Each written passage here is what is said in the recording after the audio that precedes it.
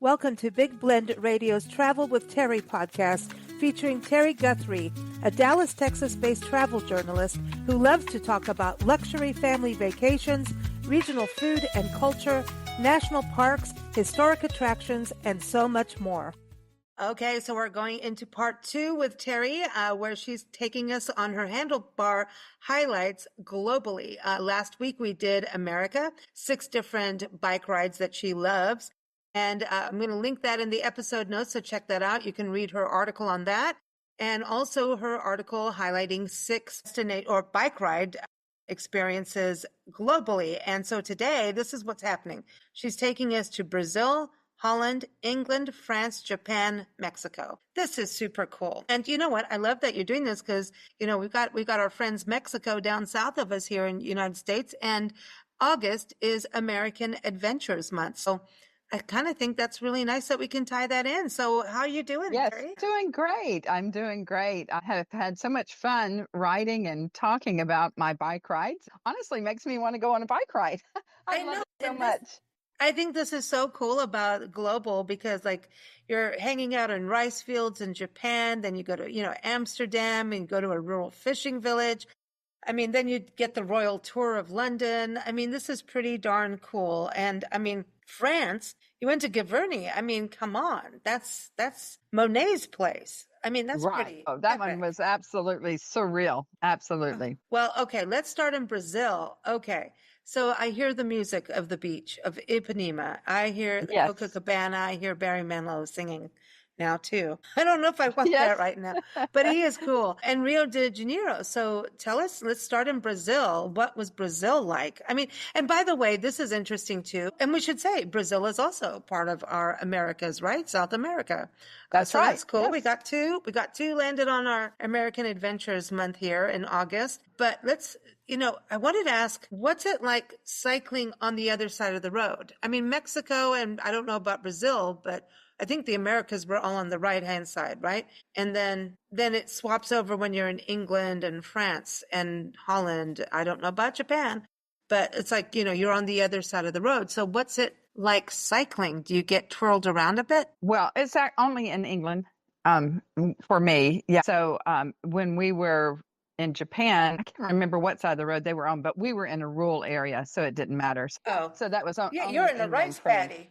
Yeah. Right. Yeah, we were out in a rural area outside of Narita. Okay. Yeah. So it hasn't really been an issue. Well, that's good. It's probably safer than driving it, actually, in a way. Yes, probably so. Depends. Like, what we talked about last time, getting in the cities can be a little, but yeah, so let's go to the city, Rio de Janeiro. So you went from the city on out, or did you just start in Copacabana? I always want to say Copacabana, but. Yes. Well, we were right in the heart of Copacabana, and I'll just have to tell you, Rio de Janeiro is a beautiful, beautiful city. In fact, when people ask me, what's your favorite place or what's the most beautiful place, it has to be one of the most beautiful. I'll never forget flying into Brazil, into the Rio airport, and as we were getting lower and lower, actually, my husband was flying the jet. I remember thinking, I felt like I was in like an Avatar movie. I mean, that landscape, if you saw Avatar, just a beautiful, lush green, you're just in these beautiful tropical forests. That's what it looks like. And then just imagine just mountains all around. And then the ocean kind of dips in that makes these beautiful bays. And it's just surreal. It is a beautiful, beautiful, outstanding landscape. But we started in Copacabana, and we didn't have to ride on the streets really pretty much at all there, because there is this like huge promenade there. It's a black and white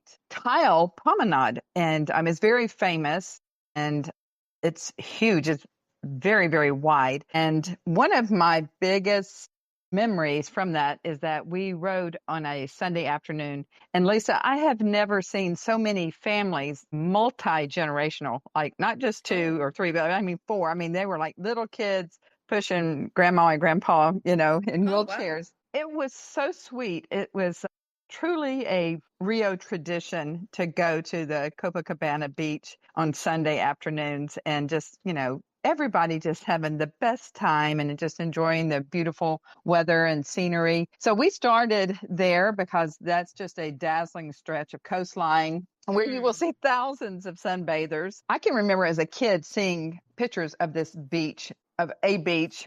And now I think it's Copacabana Beach that I saw where it looked like thousands and thousands of people on it. That would be Copacabana Beach. And I've never seen any more people on the beach in my life. It's just unbelievable. But there are tourists, but that's mostly locals, I think.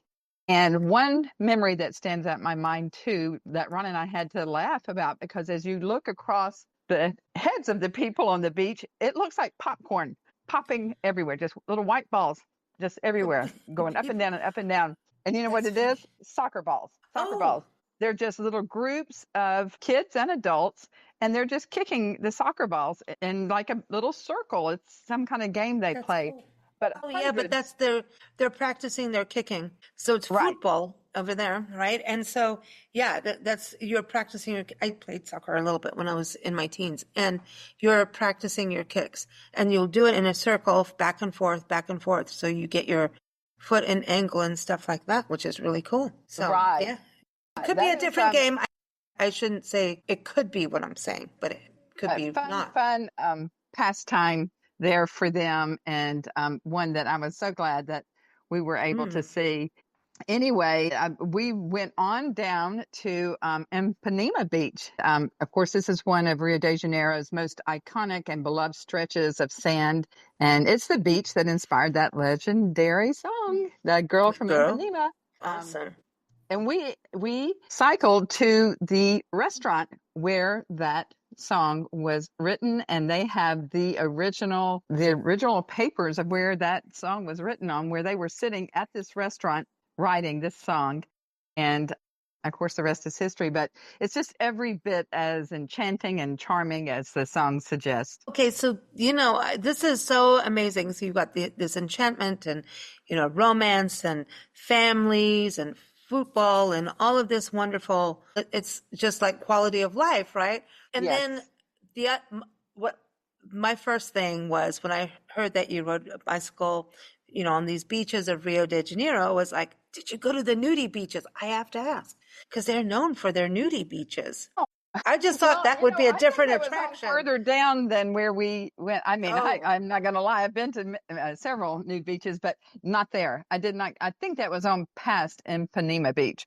So we didn't go there, but that would have been a different thing, I'm sure. That would have been an interesting bike ride. And would they say, take your clothes off and ride your bicycle? I don't know. But I don't know if you'd want to know. Hey, America, speaking of American adventures, there's a nudie beach in our national park system. Cape Canaveral, you can all go nude and watch rockets take off at Cape Canaveral National Seashore. Anyway. Oh, well, that's interesting. That's my fun fact of the day. That I haven't seen it, but I remember my daughter used to live in Washington State, and she took a visiting friend up to Vancouver, Canada, and they have a bike ride once a year there that hundreds of people are in, and no one has on a stitch of clothes. It's an annual tradition in Vancouver, Canada. Yes, it is. See, but I love these detours. Probably Terri will not be doing that. This is a good detour. This was a fun detour, and you kept it international and in the American adventure. Right. That is a thing in Vancouver, Canada. Yes, it is. That's funny. Okay, so it was especially funny because they didn't know about it. They went to lunch and came out, and there it was. So I wonder if that was the Queen song, "Bicycle Races" was part of that. I wonder. Okay, what's so funny is your next destination is Amsterdam, and I'm thinking red light district and people cycling around a little happy on the the little ganja stuff going on. Been to the little coffee shops? The other coffee shop, the greenery shops. I don't know. Right. I haven't been there. Yes. They have something there famous called mooncakes.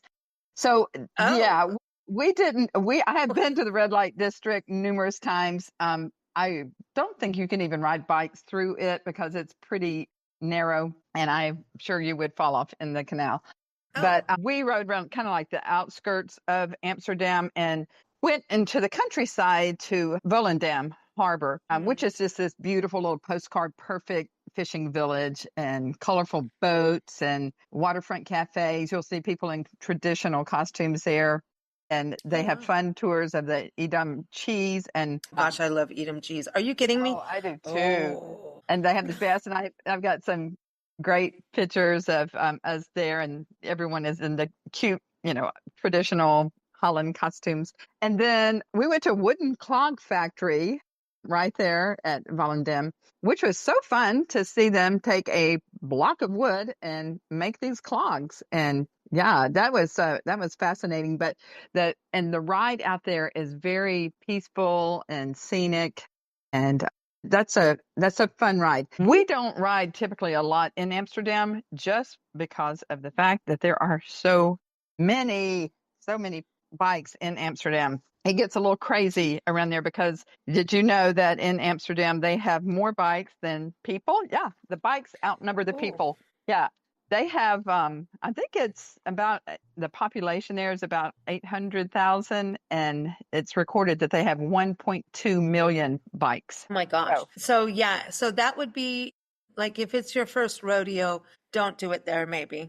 Or you just jump in and get on it, That's wild. But isn't that a good, healthy way of life in a way, though? Do they do more cycling than driving? There's not many cars, right, over there? Oh, no, there are cars too, and there's these trams, and you really have to watch out. I mean, I do know of an airline pilot that was hit while on his bike while in Amsterdam. So it's a lot going on there. But the bicycles do have the right of way.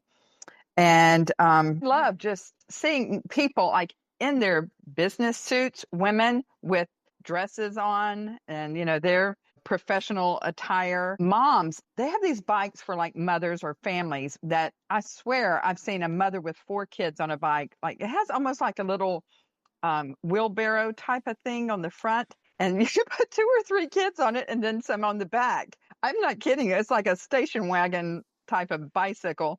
Little minivan, I guess you would say, of the bicycles. Memory that I have that I love is seeing someone with a big Christmas tree on the back of his bike. This was during the holidays. And then one of the cutest that I still to this day regret I did not have my camera out. They were just too quick for me. But my husband said, Terry, look at this. Here was a groom with his tuxedo on.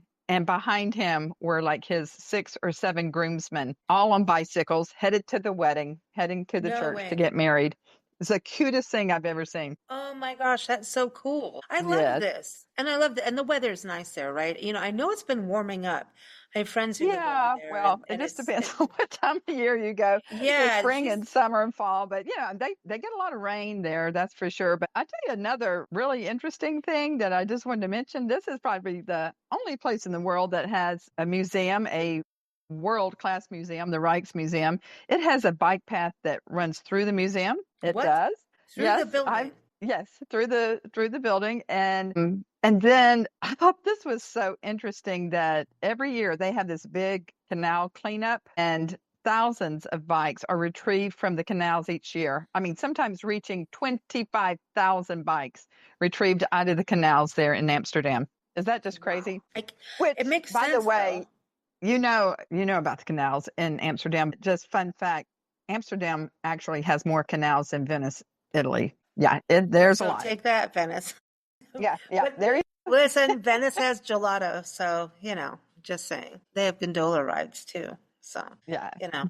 Yeah. But, Amsterdam they've got a lot going on. It's fun, and the bikes add so much to it. But they're very beloved, and they have, like, parking garages type of things for bicycles, where I have pictures of that too, where it's just thousands and thousands of bikes in like a parking garage. Well, this is so interesting how we all travel, right? It's, when you say thousands and thousands in a garage, in outside Atlanta, there's a community, Tree City. I know Tree City. Yeah, it's a golf cart community. It's one of America's oldest and longest running golf cart communities. And you have to be you have to have this different awareness when you drive. You should have that awareness anyway, but there are people on golf carts and the kids drive to school. And so our friend took us there and the high school is just rows of golf carts from the kids going, that's how they take themselves to school and back. I've never seen anything like it. I know places like Palm Springs has a golf cart parade, and I don't know if they still do that actually, but I mean, it's a whole different lifestyle, and it's kind of lighter footed, which I like. I think, cycling, like we've talked about in the last episode, is just lighter footed for the environment. And you, like you'd say, you're in the elements. You're part of, you feel it, you smell. Whenever we get to a place where you have to drive through the town, I roll my windows down in the car because I just want to have that full sensory experience. That's when I wish I had a convertible. Yes, I know what you're talking about. Yeah, I'm weird that way. So I think cycling is a thing. Amsterdam is on my list. And even the more you talk, the worse it gets for me that I need to go there. I think I'll have a lot of fun. Yes, it's so much fun. Where if you go, let me tell you all the fun things to do there. So people should be aware of mooncakes, right? So they should be aware that you might have a happy, different kind of bike ride. If you probably don't want to have a mooncake and ride a bike, I would say that. So okay, all right, you have a mooncake when you go to bed. Okay, I'm just touching. People are questioning. Okay, so England. So you go. This has been quite a start of this podcast, hasn't it? No, England. We got to class up now. Yes, we got to get class up because the Queen. I know. I really hate that she's passed on. But you did a royal bike tour, That's what it was called. Wow. So did you have to dress different? I saw you with your flags, you had the Union Jack in your hand, but I mean, you did all the big sites, it looks like. And then it was so much fun. I loved that bike ride. I have to tell you, start by saying this was a bike ride I did by myself with a tour group, but not Ron. I was staying in London while he flew to New York City, which I used to do that a lot. I would stay in a lot of these European cities while Ron went to New York for a few days, and then he would come back to that city and would do some more things. And for new listeners, Ron is a retired fighter jet pilot, and then was a airline. He was a pilot for the airlines. Right? International captain with Delta Airlines. Excuse me, captain. Yeah. Oh yes. Yeah. You'll give me a rundown. And international is a big deal too when you're international. So it is. And we had the best layovers, and we really missed that a lot. But I kind of broke the code on that a long time ago. I would go with him to Europe, and then we would always go from Europe to New York, and then New York back to that same city. And then one day, I loved going to New York, but I was just like, why can't I just stay in London or Paris or Rome or wherever we were? Because he was coming back, and he was like, well, I guess you can if you're comfortable with it. Well, I'd already been in these cities so much. I certainly was comfortable. And what I do is I would just find English speaking tours. Thank goodness for Google. So when we get to Giverny and here in London, both of these were trips I did without him.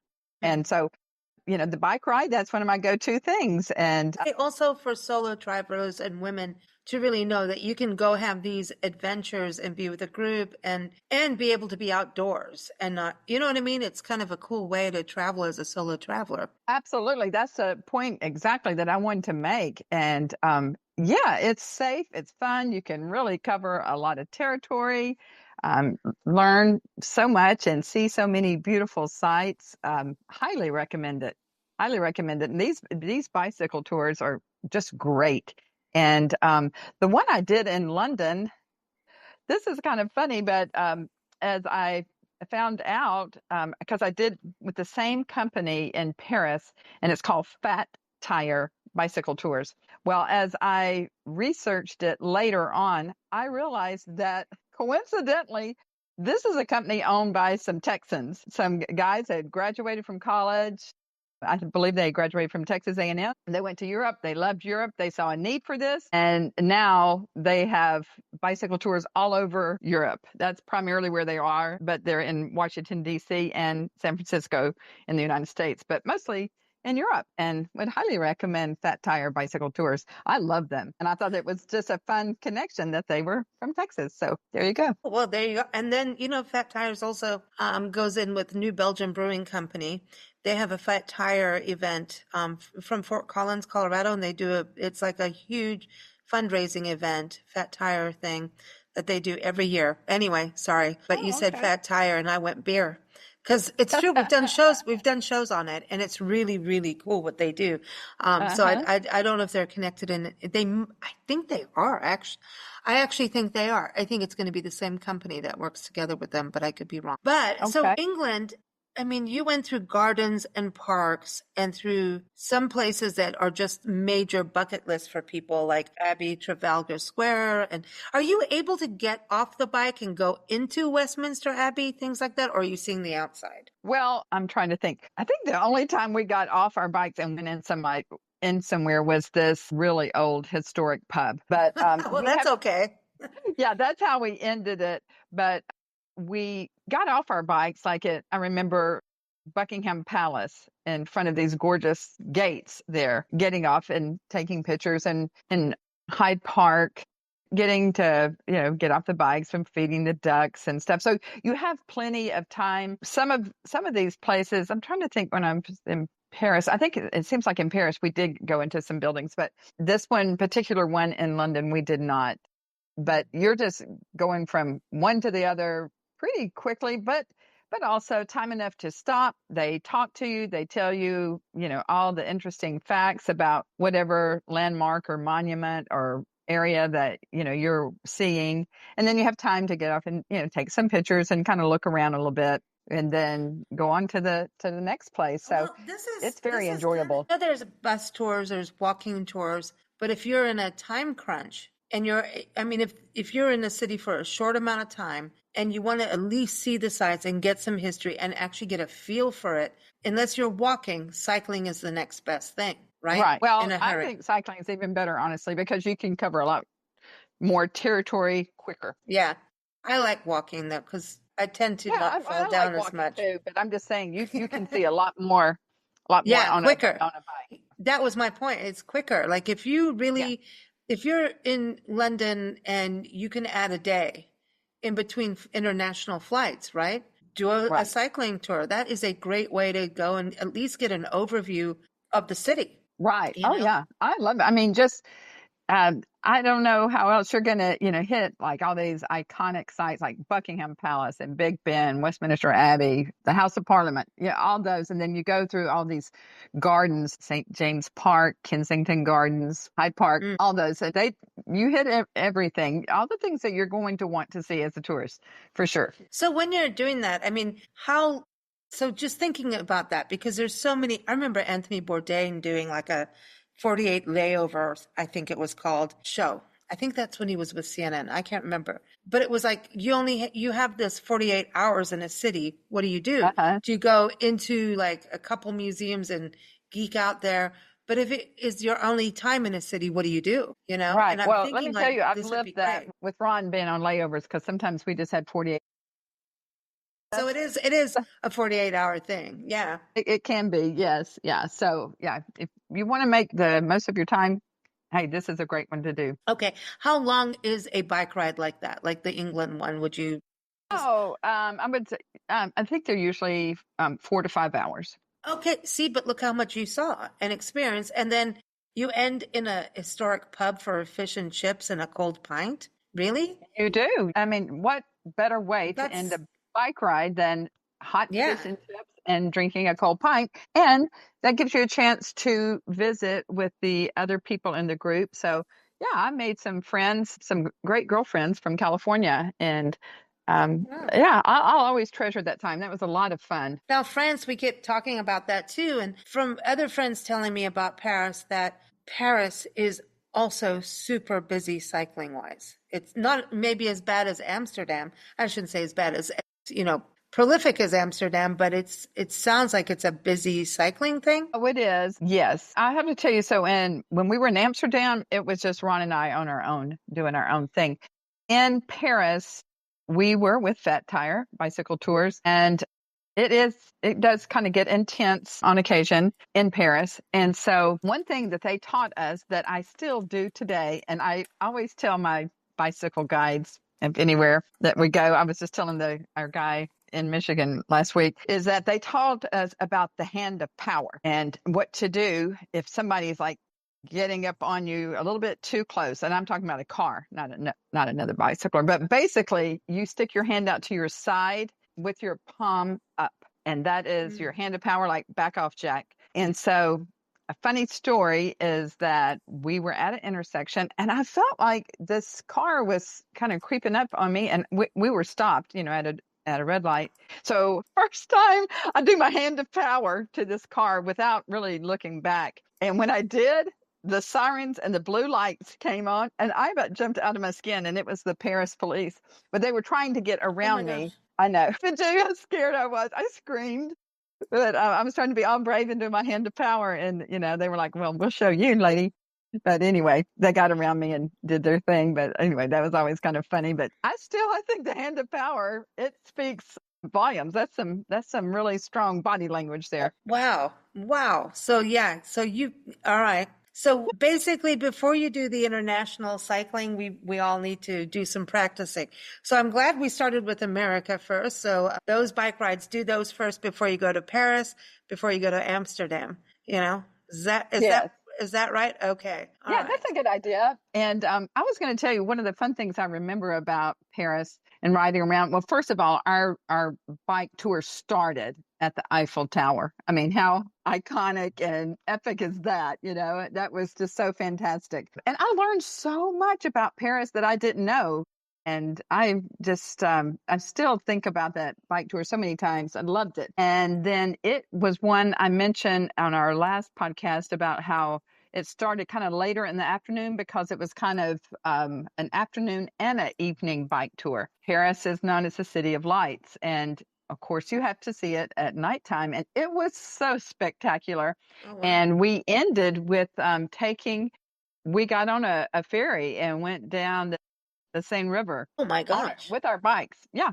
We just, they just put our bikes in the bottom of the boat and went down the river. I mean, that was like a real extra fun bonus, I thought. Wow. And so you went to Monet's Gardens, Giverny. You saw the lily pond. You got to see that. That was a separate one. Yeah. So that's actually, you take, I rode a bus with my group. I met my group there in Paris. And then this again is when Ron's in New York. So I'm being all brave, trying to have some fun. And we get on a big bus and it takes us to Normandy. And that's where Monet's Garden, Giverny is. And they took us first. Well, I have to give a shout out to my guy friends from South Carolina. They were so much fun. And I heard their Southern accents and I kind of teamed up with them. Yeah, they were just adoring. We still are friends. That's some more of my bicycle tour friends. And yeah, they lived in, what's the name of it in South Carolina? It starts with the M. Myrtle Beach. Beach. Where Joe Clark lives. Yeah. And I'm still friends with them and I hope to get to go see them sometimes, but they're great. And they kind of took me under their wing. They knew I was by myself, but we first went to this fun little outdoor market. And, you talked about last time about, do you have baskets? Usually you do have a basket on your bike just to put your stuff in. But this basket really came in handy because we were buying stuff for a picnic lunch. And I remember there in Normandy at this little outdoor market that no one spoke English at all. So our guide was with us and he helped us in figuring out what we need to buy and everything. We put everything in our baskets and off we went. And when we drove through Normandy, I will have to say, I felt like I was in a movie scene out of Beauty and the Beast. That's what it looked like. This really, really ancient old part of Normandy that we were in. And then we get to the Seine River and then there's this beautiful mill that kind of goes across the river a little bit. And we stopped there and on the river banks, and that's where we had a picnic. And it was so beautiful. And I always tease Ronnie and I said, I hate to tell you, but I think maybe one of the most romantic, most beautiful places and experiences I had was on this trip and with my friends, my two guy friends from South Carolina. And we always laugh about that. And we had so much fun. from there, it's just a straight shot to Monet's home and gardens called Giverny, and they say it different in French. That's my Southern way of saying it. But talk about surreal, Lisa. Oh my goodness, to get to see these gardens there. I mean, what he painted, his house, his water lily ponds. You know, it was just Wow. That's a pinch me unbelievable. moment.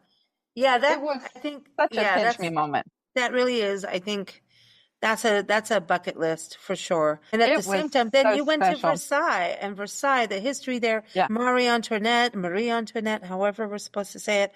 Yes. I'm so I like her. Well, I that know. was another pinch me moment too. I mean, I'm like, first of all, the town of Versailles is beautiful, and that's just a treat, getting to Mhm. bike around the town. But then to go around inside of Versailles is unbelievable. I mean, there again, just pinch me. I couldn't believe it. And they have all these trails through these forests. The property of Versailles is just hundreds and hundreds of acres. It could be 1,000. I don't know. It just goes on forever, but it's so beautiful and elegant and just regal, of course. And then it's fun to go through the forest and then find Marie Antoinette's little hamlet. That's one for the record books for sure. I do want to eat cake, but apparently she never said that. But I still want to eat cake. Yeah. You know, I do, and I've realized that I look like I've been eating cake over time. So I need to get on a bicycle and undo the cake mode. So going from cake and all this, I mean, it just sounds so, yeah, just surreal, right? In a way, like Yes. exists, and you're cycling through it. It's like hard to even just realize. I mean, it's a big deal. And then Japan, the Narita rice fields and bathhouses. So this is fascinating to me because this is going to be completely different to what many people would think. And I mean, I've Right. seen people do bicycle rides through the rice paddies on the Amazing Race. And I always thought that would be cool because they've got cows out there too, kind of, right? Well, let me tell you, yes. So you've got Tokyo, and then you've got Narita is right by it. So when you fly to Tokyo, you might fly into the Tokyo airport, or you might fly into Narita. That's where I feel like we always flew to, was Narita, when we were flying basically to Tokyo, to that airport. So it's an enormous city. So they just have two airports. One's Tokyo, one's Narita. Well, Narita is on the outskirts of Tokyo. And so there's a lot of rural areas there. Now, we discussed also on the last podcast about being able to get bicycles from your hotel. A lot of hotels offer that. Well, our hotel there is where we got our bike. So we did not have a tour guide or anything. And we just cycled around. They gave us some ideas and showed us a map. And it was maybe one of the quietest rides we've ever had. Just very kind of rural and agricultural. And, sometimes I felt like people were looking at us like, who are What you you and where doing did you here? come from? Yeah, what are you doing in Yeah. the rice paddy? But then you Right. went to a temple, didn't you? You got to go to like a Yeah, so temple. that's in the actual town of Narita. There is a very historical landmark. That's this temple there. That's something to see. That was a lot of fun. And I remember too, when we were going through town, we stopped for a moment. I don't know, just for whatever reason. And I remember seeing this bucket of eels, live eels. And the man it was a restaurant. And the Oh my man was gosh. just putting his hand in the bucket, getting the eel, and then right there, he was like cutting them up. And I was like, oh, dear Lord, I just was not prepared to see that, but that's something that a lot of people eat. And that's, some fresh seafood from the ocean that they were enjoying and enjoy. But anyway, I just remember, I just had never seen anything like that. But I'm telling you, this was a big bucket that must have had 25 eels in it. It looked like snakes all, splashing around in the water. And then he just, that's what he was used to doing. He just put his hand in there, grab it, and chop, chop, chop. Oh Yeah, my that gosh, was kind of that's crazy. kind of freaky, huh? It was a little freaky. Nancy talks about that, when I was a little girl and we were in Kenya, and stayed with different tribes when she first worked there with Joy Adamson. For those, also the Lion Born Free, Google that. That's what she was doing. She was we got to this little village kind of thing, and we were staying with these people, and the guy goes, she went to hang out with a goat, and she was hanging out, petting the goat and playing with the goat. And he's like, "Oh, you like the goat?" And she's like, "Oh yeah, so cute." You know what I mean? It's a cute goat. Who Yeah. doesn't like goats? Well, he looked and slit its throat right there in front of her. That was Traumatizing. dinner. But that was Yeah. dinner. Oh, And mercy. Yeah. I know, right? But it was like, and when you start to learn the cultural traditions, that was like this massive honor. So you do not, you freak out. You should be, it's a blessing kind of thing. Right, right. Yeah. And, it's if it's something they eat, hey, it's not going to kill you. And the last thing I want to do is insult anyone or Yeah, get hurt. yeah. You just have to kind of like, Yeah. it is that But little, yeah, okay, take a deep breath, change your right. thoughts, change your And mind. Ron and I are both really good. Well, you've I traveled the don't know that world. we're Dane level, but we have definitely eaten our share of strange foods for us because we were unfamiliar with them. But what we did to end our day of bike riding is that we met some pilots over at this Japanese bathhouse that, very traditional thing to do in Japan. I didn't know what I was getting into other than when we got there, I did see, there's two areas, one for the men and one for the women. So it's not co-ed. It's definitely two different sides. So I was like, oh, okay. But anyway, I just remember the towel they gave me was about the size of a paper towel, a very big towel. And when I go into the dressing room, I just remember that I look like a giant. I mean, I'm 5'8", and most of the women there that day, anyway, they were 5 feet tall or less. And I just remember them looking at me like I had three heads. It was very uncomfortable. And when I go outside to soak in the baths, we were outdoors, but there's a big brick wall between us. And I could hear Ron and his pilot friends all having the best time and laughing and carrying on. And I'm sitting over so awkwardly, and everybody's just kind of looking at me, and no one's talking, and no one speaks English. So I can't, and I don't speak Japanese, so we couldn't have a conversation. But anyway, it was funny, That's but I part of was travel. kind of glad to move on. Yeah, it's travel. Travel is it takes you out of your comfort zone, right? And all we do is learn, and then you learn about yourself, like, and you get into uncomfortable positions, like Right, situations. And I think that makes us grow. I think those experiences, as uncomfortable as they can be, like the goat, the eels, the bath, shape us and make us a little stronger for the next one, because the next one's coming. And part of why we travel is, I think we have that. I mean, you're doing bike rides in different countries. Like, hey, let's just go in the rice field and go cycling. Hello, you're going to experience something if you're doing all that. So I think as travelers have that little, like, how far can we go? You know what I mean? I don't know how to right. explain the Oh, yeah. adrenaline of it. There is that, like, let's put ourselves in these weird situations, but they're really not weird because most of the time it comes down to we're all connected in some way. And these travel experiences Well, really, we I do love connect. having a unique experience like that. That particular experience, I would think that was a one of a kind, probably one and done on that one. But I'm up for trying, lots of different fun things in different cultures. I mean, that's how you really get immersed in it. But which is one of my bike rides, like the one in Mexico. Boy, did we ever get immersed in their culture. Oh, cool. That's fun. I used to live in Mexico. That's fun for a short time, and I wish I could go there again. I miss it. So you went to Yes. Puerto Vallarta, and Yes. all I know is apparently it's beautiful, it's coastal, and really good food and music, nature. Yes. Well, Puerto Vallarta is just one of our favorite cities in Mexico. It's in Jalisco, which is a very safe area. I think they do a great job with keeping that area very safe because, it's a big touristy area. And this is a trip that my daughter Cody and I were on, and we went there to check out things because she was getting married there later on that year. So we had the most fun together. And one of the things we did was it's called Puerto Vallarta Bike and Food Tour. So this is not your average food tour or your average bike tour. And we just loved it. I have to tell you, I kind of assumed we would be going to different restaurants and stuff.